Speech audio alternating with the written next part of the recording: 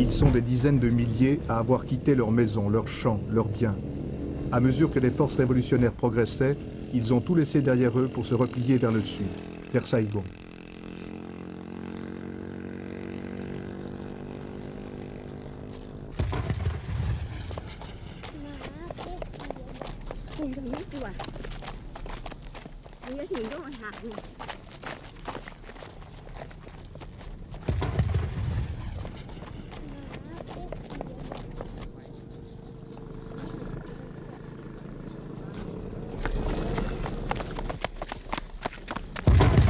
La route numéro 1, celle qui mène à Saigon, la route de l'Exode.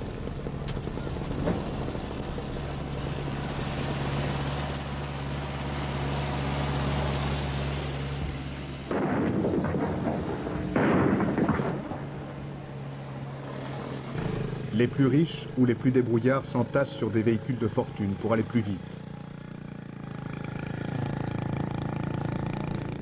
Les autres n'ont que leurs jambes pour fuir les combats. Le front est à quelques kilomètres. Les obus tombent juste derrière eux.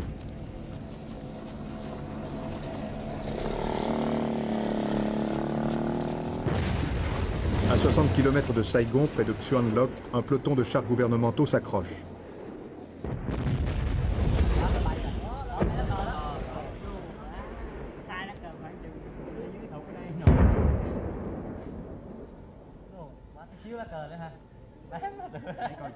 Il faut l'avoir, ce drapeau Viet. On l'a raté encore. Le village est vide.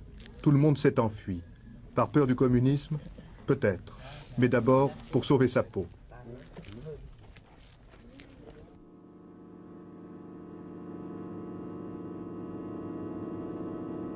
Xuan Loc, le verrou de Saigon.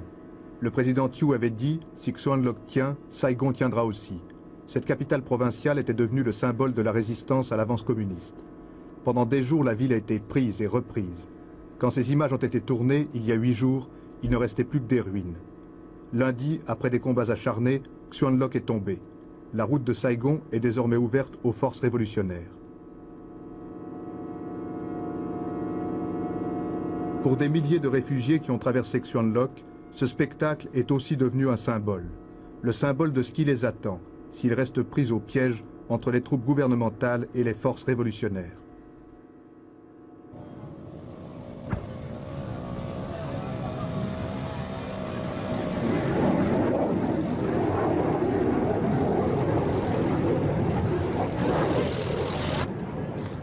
À mesure que l'on s'éloigne du front, le flot des réfugiés grossit. Personne ne sait exactement combien ils sont, sûrement plus d'un demi-million. C'est la peur qui les pousse dans le dos. La peur de la guerre, de la mort qui tombe du ciel. La peur aussi des communistes. Personne ici n'a oublié qu'en 1968, pendant l'offensive du Tet, quand le Viet Cong s'est emparé de Hue, des centaines de civils ont été liquidés. Jour après jour, la propagande gouvernementale poursuit son action psychologique, accusant les forces révolutionnaires de représailles et des pires atrocités dans les provinces qu'elle contrôle. Se frayant un passage dans le flot des réfugiés, les derniers renforts gouvernementaux foncent vers le front.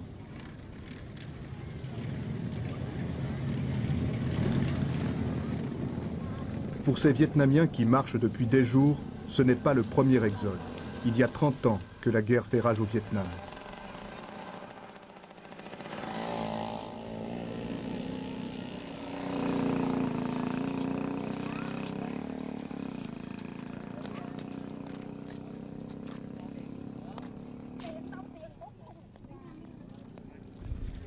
À l'entrée d'un village, un premier contrôle. L'armée tente de contrôler les infiltrations d'agents ennemis.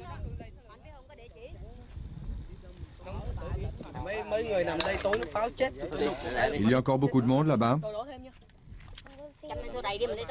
Oh oui, beaucoup. Des milliers de gens. Ils sont bloqués et ils n'osent pas s'aventurer à travers champs. Les tanks sont coincés aussi.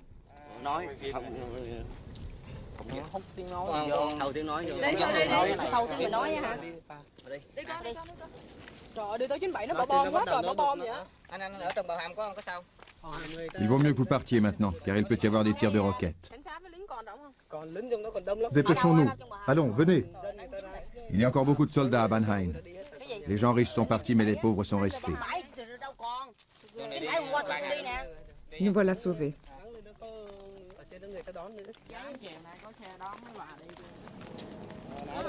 Có chứ, trên cái xe đón mà.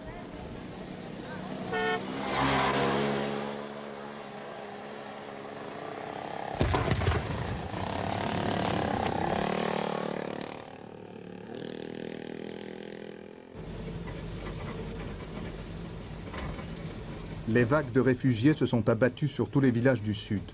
Des milliers d'hommes, de femmes et d'enfants, épuisés, affamés, tentent de s'abriter pour reprendre des forces.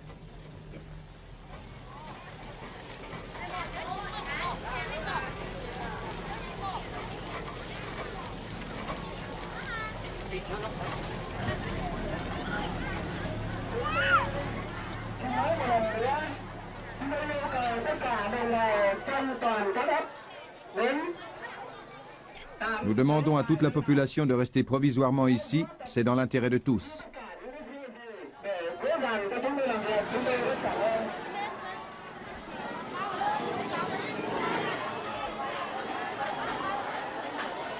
Ils avaient emporté leurs économies et quelques provisions. Après 15 jours d'exode, il ne leur reste plus rien. Dans chaque village, le riz, le poisson et l'eau ont atteint des prix vertigineux. La plupart des réfugiés en sont réduits à la charité internationale ou au système D.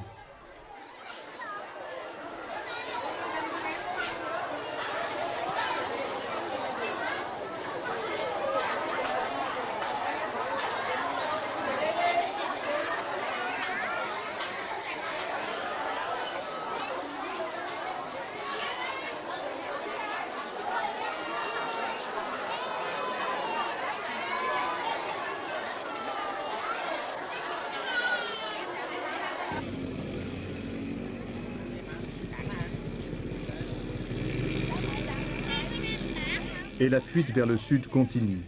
Avec des piastres ou du savoir-faire, les plus forts arrachent une place sur tout ce qui peut rouler. Camions, autocars, triporteurs ou bicyclettes.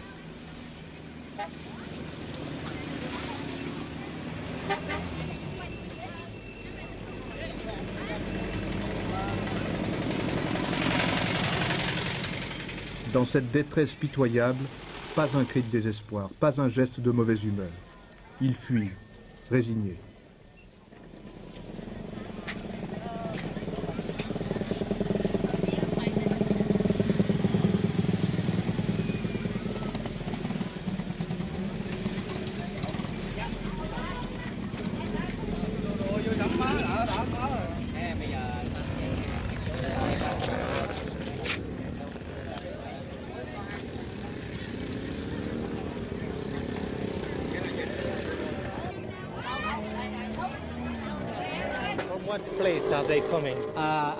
D'où vient-il? De Djekine. Pourquoi fuit-il? Parce qu'il y a des Viet Cong. On se bat? Oh oui, on se bat pas loin. Vous avez eu peur? Ils ont surtout peur des roquettes. Et pourquoi est-ce qu'ils se sauvent? Ils ont peur des roquettes. On se bat? Oui, oui, on se bat en ce moment. Vous avez rencontré les Viet Cong? Oh oui, beaucoup. Il y a longtemps de ça?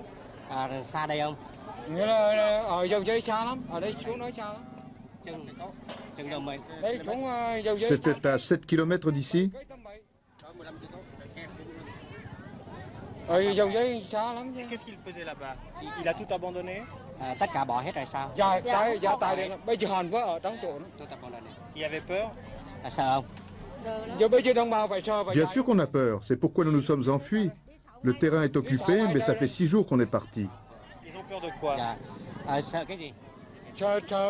Pas des Viet Cong, mais de l'aviation.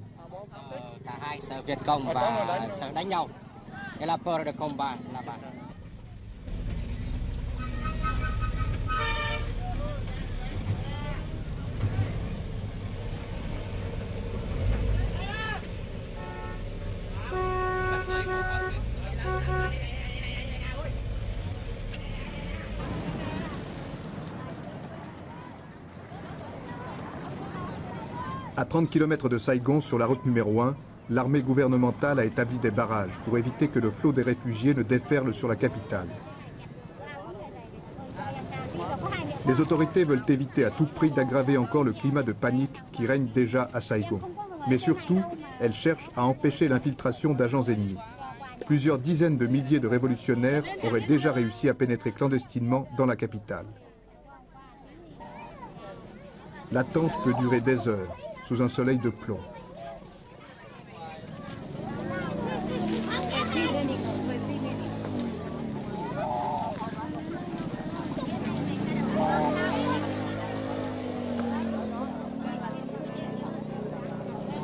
Mà con cho tôi xuống ở không có, con giờ tôi vô đây mắc bị gì đây là nó bệnh nó đau mà mắc ngủ đầy chỗ nhà bà con đây tôi nghĩ.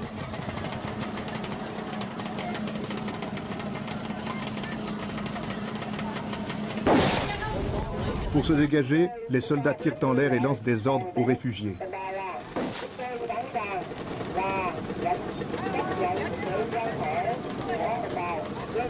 Nous voulons vous évacuer par nos propres moyens, et pas dans le désordre. Nous partageons vos malheurs.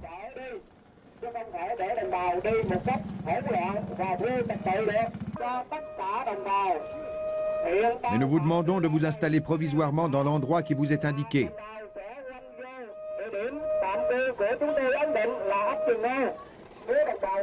Okay.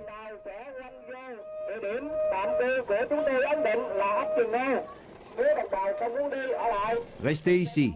Vous recevrez des vivres. Vous pouvez vous installer sur la place.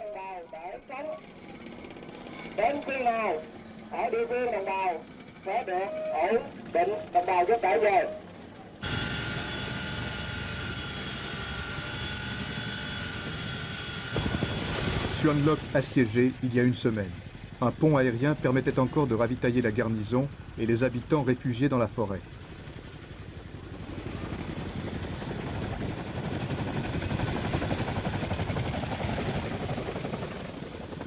La panique était telle qu'à certains moments, les hélicoptères ont dû renoncer à se poser pour éviter d'être pris d'assaut par des réfugiés qui cherchaient à tout prix à fuir les combats.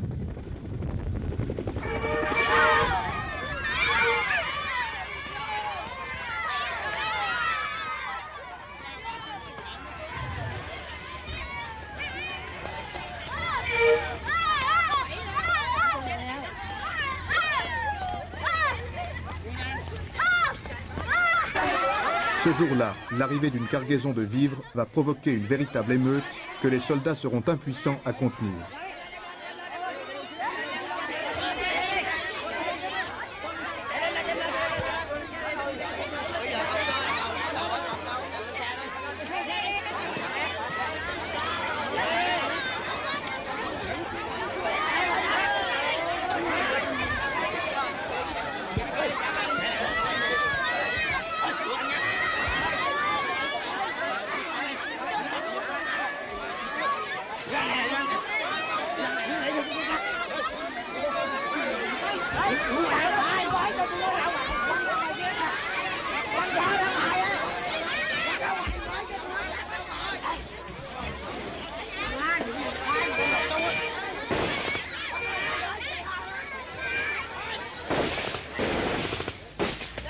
L'armée doit dégager les volontaires de la Croix-Rouge qui prendront la fuite sans avoir pu distribuer leurs rations. La distribution n'aura lieu que le lendemain.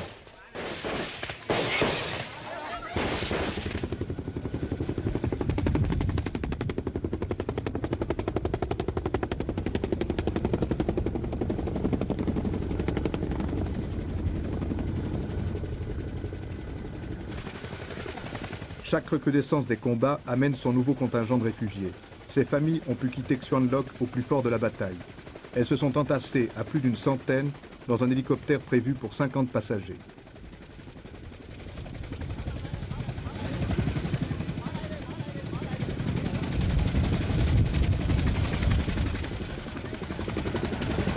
Parmi les évacués, des soldats blessés au cours des combats.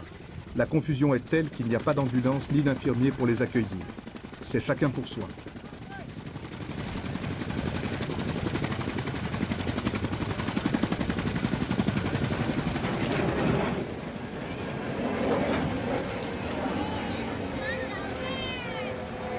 Pendant des jours, tous les hélicoptères qui se posaient à Xuan Loc ont été pris d'assaut.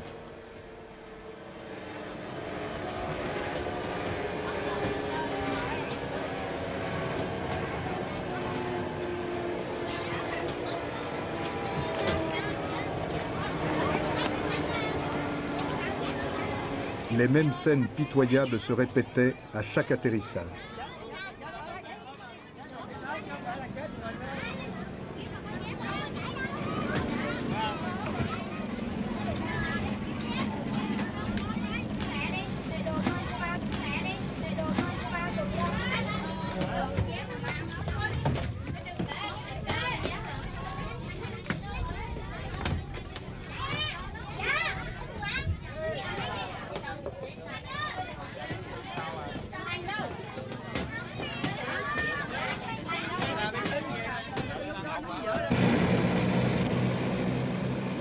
L'aide internationale s'est organisée.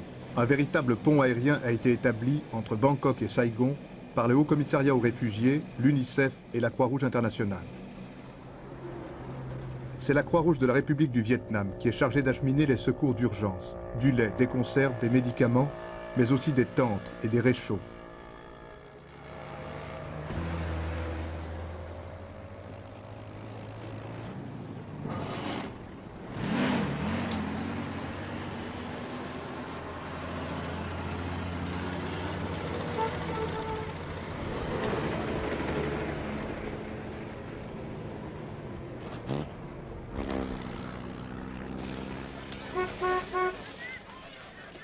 La Croix-Rouge internationale a mis sur pied un plan d'action de 3 mois qui engagera plus de 30 millions de francs pour venir en aide aux personnes déplacées au Vietnam. De leur côté, le Haut Commissariat aux réfugiés et l'UNICEF ont également lancé une vaste action de secours qui s'étend sur plusieurs semaines et dont le montant atteindra environ 140 millions de francs. Il s'agit d'assurer un abri et des conditions de vie décentes à des centaines de milliers de Vietnamiens qui sont aujourd'hui démunis de tout. Il s'agit aussi d'assurer leur subsistance. Grâce à la rapidité avec laquelle a été menée l'action de secours, grâce aussi à l'efficacité de la Croix-Rouge, on a pu éviter la multiplication des cas de malnutrition ou la propagation des épidémies. Mais les besoins restent énormes.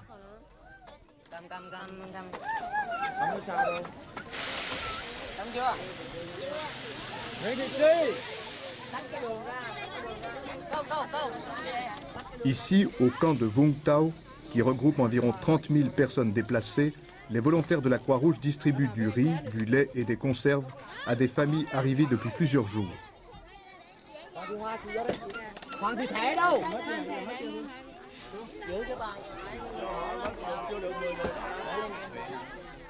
L'exode a disloqué les familles.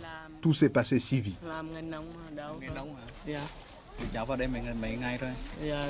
Où sont tes parents?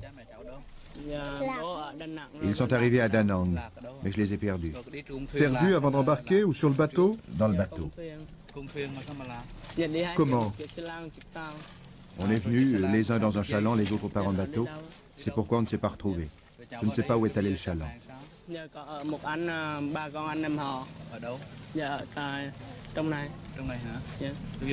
Que vas-tu faire?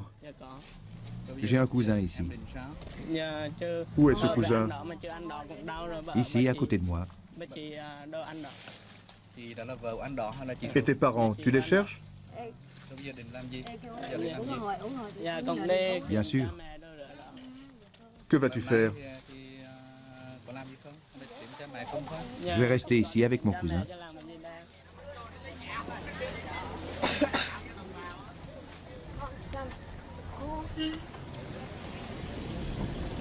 Ces deux cousins ne sont malheureusement pas un cas isolé au Vietnam. Qui a perdu ses parents? Les deux, père et mère.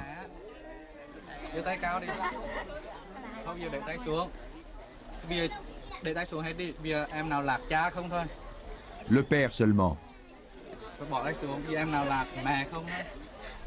La mère seulement. Frères et sœurs.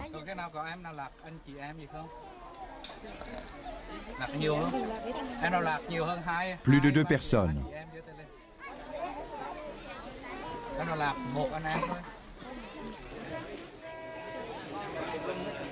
À la porte du camp, la liste des disparus.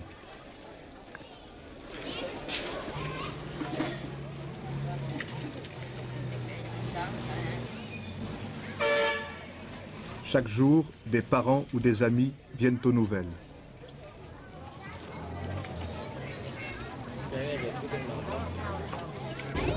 Vung Tau. Il y a 20 ans, ce petit port de pêcheurs s'appelait le Cap Saint-Jacques. C'était une station de villégiature à la mode.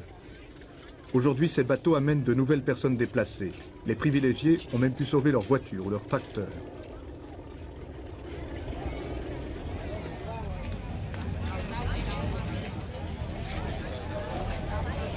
Après le chaos et la panique des premières semaines de l'Exode, l'accueil s'est organisé.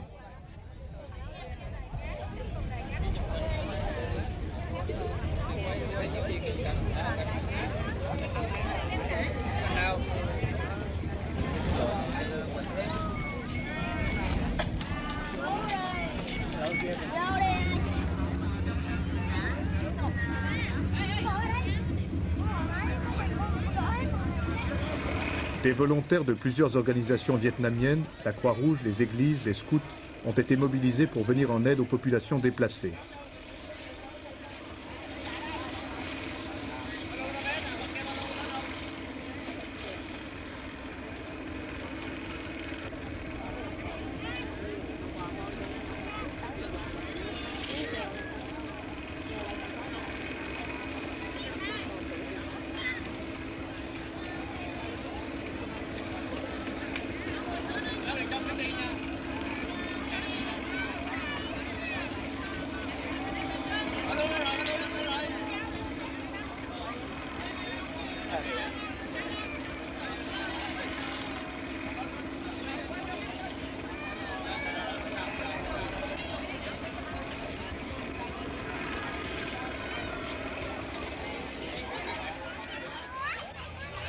Ces familles s'installent sur la rive en attendant d'être admises dans l'un des camps de Vung Tau.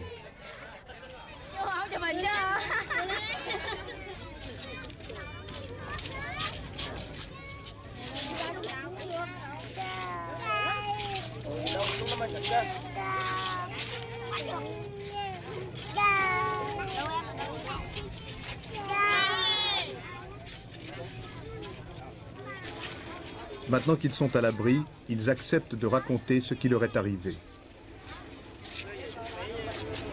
Et ça lui a coûté cher pour venir en bateau jusqu'ici? Bà đi cái ghe này hết bao nhiêu tiền đó? Bà thuê hết bao nhiêu tiền? 4 người 28.000. 4 người 8.000 này. 2000 pour chaque personne. 2000 piastres pour chaque personne. Elle avait l'argent? Bà có đủ tiền mà đi không? Les passeurs se font payer d'avance, mais il faut bien se débrouiller.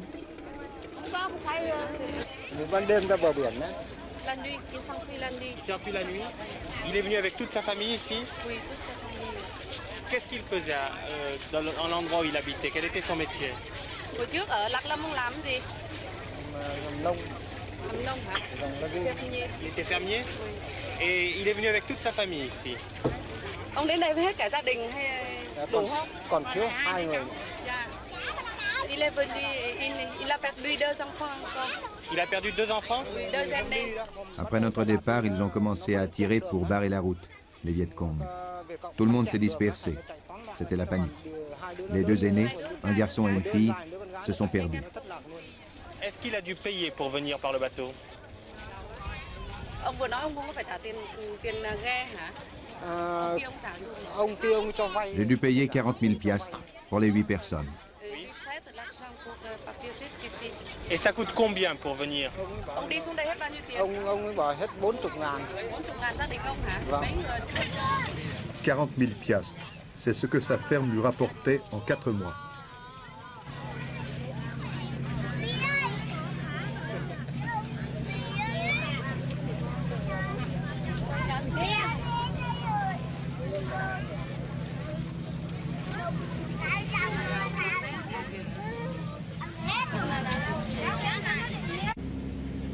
L'île de Phu Quoc, à 300 km au sud-ouest de Saigon. C'est ici qu'étaient détenus les prisonniers de guerre nord-vietnamiens, près de 50 000. Les accords de Paris ont vidé le camp.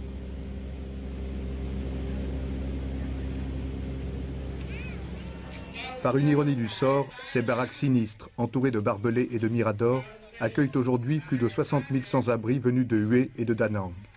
Leur arrivée a été dramatique.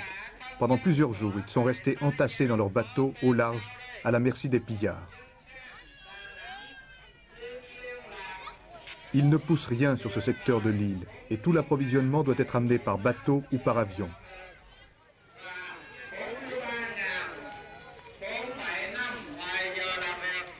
Autre problème crucial, le manque d'eau. Il n'y a que 2 pompes à Phu Quoc et les camions-citernes manquent pour transporter l'eau.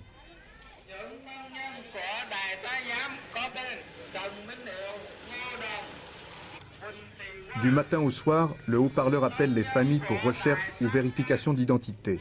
Parmi elles se trouve en effet une bonne partie de la garnison et de l'administration de Hue et de Da Nang, qui se sont enfuis devant l'avance communiste.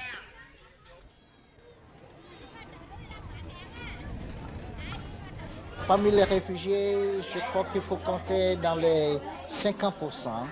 On n'a pas encore les figures exactes, mais dans les 50% qui sont fonctionnaires ou bien militaires.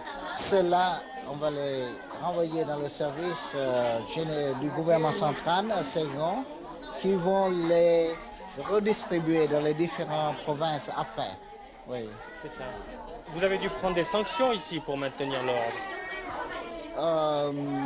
Oui, ça regarde plutôt le commandement militaire. Et les premiers jours, on a dû faire attendre les réfugiés sur le bateau un peu. D'abord, pour remettre de l'ordre dans le bateau d'abord. Il y a des soldats, ou bien des révoltés, ou bien même des civils qui ont profité de la situation, de désordre sur le bateau pour voler, piller, et même il y avait des meurtres. Alors, le commandement militaire a dû, dans les premiers jours, revérifier tous ces gens-là. Il y a eu des exécutions, non? Oui, j'ai entendu dire qu'il y avait des exécutions. Quand je suis arrivé ici 3 jours après, les exécutions ont été terminées. Oui, mais seulement au début, j'ai entendu dire, et c'était confirmé par le colonel commandant du camp. Est-ce qu'on sait combien ont été exécutés? Oh, je n'ai pas le chiffre exact, mais pas que dans les quinzaines, je crois. Dans ce local surchauffé comme une étuve, a été installé un hôpital de fortune. Ici, les maladies les plus bénignes prennent des proportions catastrophiques. Quelle est la situation sur le plan médical et hygiénique? Bien sûr, l'hygiène, on manque beaucoup. Sur le plan médical, nous avons beaucoup de besoins médicaux. Actuellement, nous avons dans le camp une épidémie de conjonctivite, une épidémie de rougeole, et avec complications bronchopneumoniques, et une épidémie de gastro-entérite. Il y a des morts? Il y a beaucoup de morts. Déjà, en allure épidémique, le premier jour, nous avions 4 morts, 4 enfants morts. Le deuxième jour, 3. Hier soir, 1.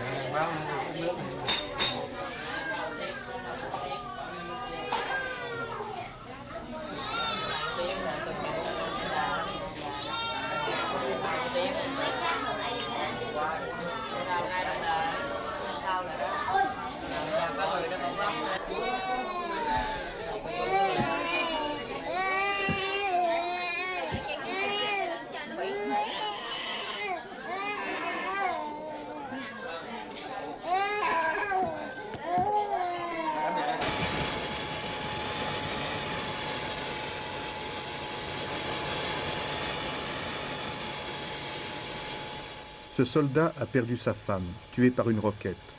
Il reste seul, avec ses 4 enfants en bas âge. Pour des millions de Vietnamiens, qui n'ont jamais connu que la guerre depuis 30 ans, est-ce aujourd'hui la dernière épreuve?